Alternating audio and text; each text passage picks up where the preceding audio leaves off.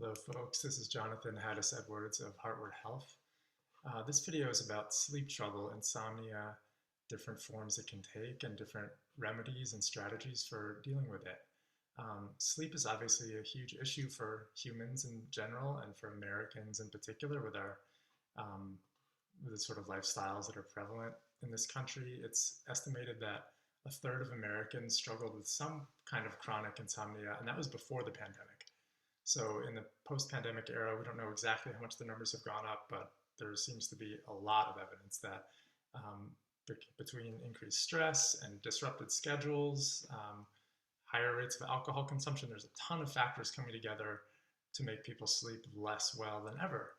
And we all know that sleep is very foundational to good health, but it's not always easy to know what to do about it. So this video is going to give some general tips for sleeping better. And it's also going to talk about at least 4 different distinct types of insomnia that I've recognized in my own clinical experience and that are discussed in the East Asian medical tradition, and sort of how to manage those different types in broad terms. So first, the general sleep tips. Caffeine and alcohol, I think we all know about these things as not being ideal for sleep, but we can underestimate them. Caffeine has a longer half-life in many people's bodies than we expect. That's how drug metabolisms are usually measured in terms of half-life. How long does it take for half of the amount in your system to be metabolized and to go away?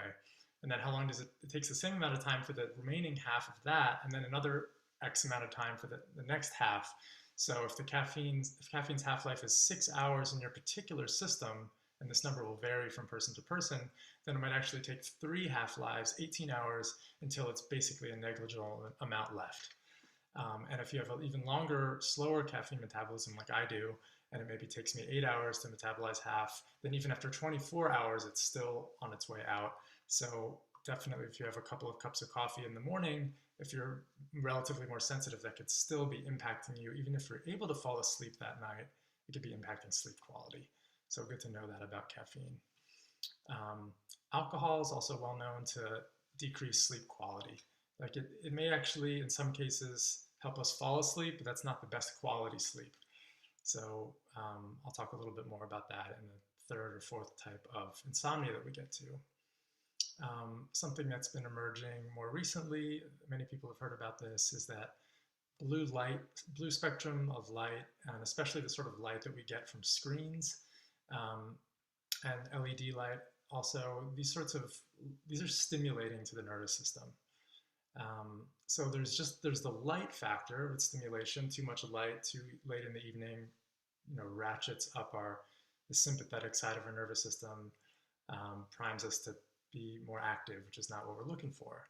And then there's also the content of what are we taking in. Not all light is created equal, right? Like we could be watching a show maybe later than would be ideal, but there's a difference in the quality of the chi of what we're taking in. Is it a super violent show? That's obviously going to have a different effect on the nervous system. And the thing I want to mention here is especially the news cycle, which many people, especially in this era, are very hooked into. We have a sense of, it's actually a very addictive cycle of feeling like we need to always be updated with bad news from around the world.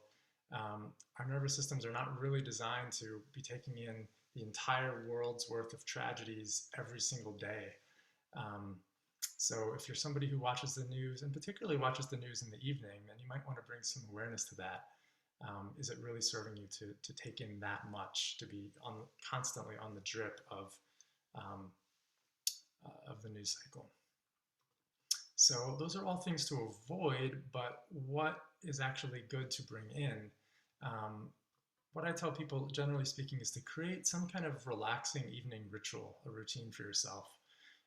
And that everyone's individual, make it work for you, but it should certainly involve low light. Maybe it involves taking a bath, putting on some music that you really enjoy, a little bit of touch, like rubbing your feet or having your partner rub your feet if you have a partner who's willing to do that. Some pleasant smells, natural incense and things like that. Meditation, take 20 minutes or something like that to really intentionally shift out of everything that you do during the day, and you're kind of sending a signal to yourself that you are shifting gears. And that goes a long way over time. It can really, especially rubbing the feet and things like that, bringing yourself into your body if you're a really heady person, very useful. So those are some general tips. Now we're going to talk about some more specific different types of insomnia. And the first one, and probably the most common and prevalent, is what I call burnout or depletion insomnia, right? So this is a combination of stress and overwork, overstimulation, too much screen time, are kind of resources that Chinese medicine, East Asian medicine thinks about in terms of yin and blood and qi. These are getting depleted over time and not replenished enough. And unfortunately, that can become a vicious cycle. We can become depleted, we sleep less well, we become more depleted, we turn to more stimulants, we become more depleted. So I'm sure many of us are familiar with that kind of cycle. But it's one thing to recognize it, and it's another thing to break it, right?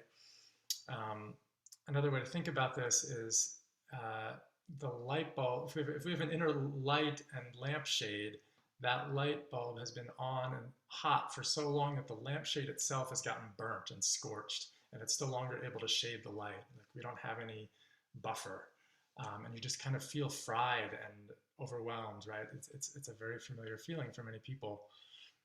So we're talking about depletion of yin and blood, specifically lung yin, which relates to the nervous system, pericardium yin, and heart blood. So again, a vicious cycle if we're not careful. So one of the ways to break the cycle is through some targeted herbal treatment, and the most essential go-to formula here in my experience and that of some of my teachers is Swanza Rentang. This is a classical Chinese formula from the Han Dynasty. It has 5 herbs. The lead herb is spiny ziziphus seed. And it's a very useful formula for replenishing the blood in particular, and also the yin, and helping promote really deep, restful sleep. It can make a huge impact in a very short amount of time, which is great. I use it as a base formula. Most people could use a modified version depending on what all they've got going on, but it's a good place to start. And in terms of Western herbs, milky oat seed, very famous as being kind of nourishing, nervous system restorative, and that's exactly what we're going for here. It's also a very yin herb, milky and sweet. Okay, so that's the first type, burnout or depletion insomnia, I'm calling it. Second type is what I'm calling arrhythmic insomnia. In this type, you may sleep well, fall asleep fine, sleep well for a few hours, and then you wake in the early hours, like ding, it's 4 a.m., it's 3:30 a.m., it's 5 a.m., I'd love to sleep for 2 more hours, 3 more hours, but I'm awake. And it's not I'm awake and I'm rearing to go start the day. It's more like I'm awake and I can tell that I'm not going to feel good today if I don't get back to sleep. And it's all day I'm going to be struggling and dragging. So this kind of insomnia pertains to the lung in East Asian medicine terms. The lung organ time in the flow of qi is from about 3 to 5 a.m. and that's typically when you're waking in this period. The lung is considered the delicate organ amongst the solid organs of the body, and it's susceptible to being impacted by a lot of different external factors, right? Like from air pollution to heat or cold, damp or dryness. The lung kind of takes the brunt of a lot. So if you're waking between 3 and 5, your lungs probably need some attention, whether that's to clear heat or dispel phlegm or some other treatment strategy. It depends on what's going on. It's hard to generalize beyond the lungs involved. But I will note that the lung is especially susceptible to heat. And in East Asian terms, when you drink alcohol, that's a hot substance. We know it's hot. It literally is flammable, right? It feels hot, it burns. When that gets into the system, it's actually as if the heat rises and steams upward and affects this delicate tissue of the lungs, which are associated with the metal element, susceptible to being kind of softened and melted by fire. So alcohol, in Western terms, we know it affects the liver, but in East Asian medicine terms, it very much affects the lung. And so if you're drinking even what seems like not very much in the evening and noticing that you're waking between 3 and 5, especially if you're waking with the feeling of a rush of heat or like you're wanting to take the covers off, consider that the alcohol may be playing a role in its relationship to the lung. So if you do find yourself wide awake in the early hours, my suggestion is to, it doesn't usually work. You know yourself, if your pattern is that you can't get back to sleep, don't sit there and just toss and turn and try to get back to sleep for hours. It's frustrating. My suggestion is actually to get up quietly, stay in the dark, sit somewhere with a blanket, and be comfortable. But actually do a little bit of deep breathing, do a little bit of meditation, or even some gentle yoga. Something that's going to deepen the breathing and get the lungs working. Part of what the lung needs is to be pumped, almost like a bellows. It's like you need to actively breathe, and that kind of resets the bodily rhythm and often will allow you to get back to sleep much more easily than if you were just lying there, breathing shallowly, most likely, and just tossing and turning. So arrhythmic insomnia associated with the lung. Third type, digestive insomnia.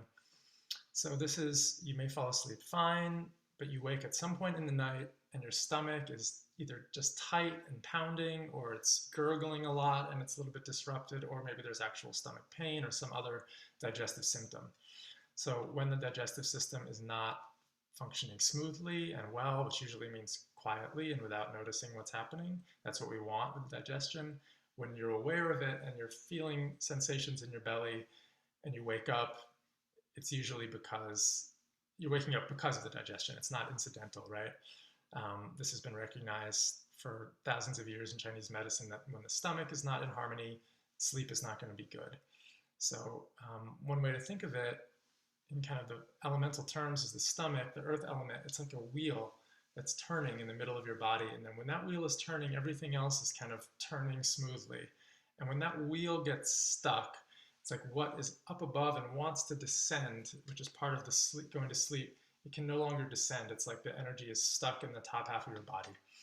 Often this results in what we call like a hot above, cold below type pattern. There's all this energy and qi and yang in your head and in your chest, and your mind is active, but it's kind of just going around in circles. And meanwhile, there's not much, maybe your feet are cold, or there's not much qi in the lower part of the body. So this is due to the stuckness in the middle. So there's different, again, there are different patterns here, so it's hard to generalize beyond what I've said, but one common one corresponds to a formula called Banxia Xie Tang, a classical formula, and that's a particularly appropriate one if you have kind of a stuck, stuffy feeling at the solar plexus, and if your tongue has a red tip, that's usually a good sign that that formula is really going to help both your digestion and your sleep. So that's number 3. And number 4 is what I'm calling wound up insomnia. This is just kind of a straight up excess type. You're too wound up to fall asleep in the first place generally. So this is, in a way, it's easier to recognize and easier to work with in some sense. If we're looking at the tissue states model of the body, the main tissue states here are heat and tension. So we're looking to clear heat and resolve tension. So you can go from your meter can go from red zone back to yellow, back to green, and you can slip under. So generally speaking, we're talking about avoiding overstimulation, avoiding heating, exciting activities, adrenaline, all that in the evening time. And then in terms of remedies, we're talking about cooling nervines. Western herbs would include blue vervain here, skullcap. One of my favorites here is peach leaf tincture. Super valuable remedy that I learned about from the herbalist Matthew Wood, very specific for heat excess type insomnia. It's like taking the peach leaf, you just feel that master volume level going down and you can slip under. So that's type number 4. There are other types we could talk about. There's like a nervous bladder type, for example, of insomnia, often associated with a weak or very wound up nervous system, which is a little different than the hot type of wound up insomnia that we just talked about. But we can't get into every detail. I hope that this video has been useful here. Also worth noting that the 4 types we've talked about are not totally mutually exclusive. You can have aspects of different ones. So treatment needs to take all those nuances into account.